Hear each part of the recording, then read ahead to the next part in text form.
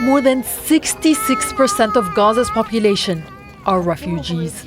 Their story of forced displacement may have started when Israel was created in 1948. But it's far from over. The latest chapter is Israel's attempt to expel them from their land once and for all. Since the war on Gaza started, 90% of people have been displaced at least once, turning memories of Nakba into a living reality. This time, broadcast live on television. A new report by the Israeli rights group Bet-selem suggests that Israel's goal is to turn the temporary displacement of Palestinians into a permanent one, using destruction and starvation to engineer depopulation. Almost 90% of the Gaza Strip is designated either as Israeli military zones or included in Israeli forced evacuation orders. Israeli officials declared Gaza's ethnic cleansing as a war objective, pushing people from the north of the Strip into concentration zones or so-called safe evacuation zones in the south.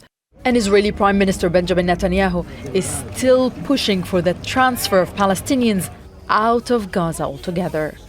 You're talking about probably 1.5 million people, and we just clean out that whole thing.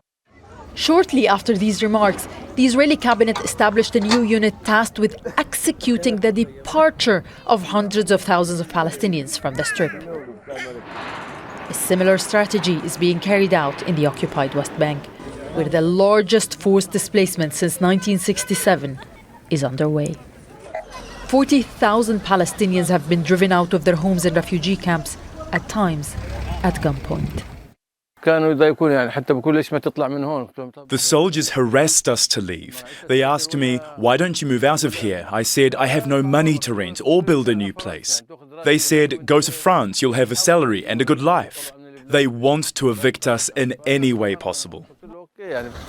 Meanwhile, in Israel's Negev area, demolition orders for Palestinian homes have quadrupled since the war started.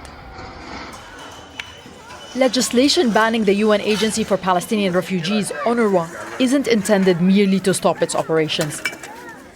It attacks the organizations that preserve the status of Palestinians as refugees.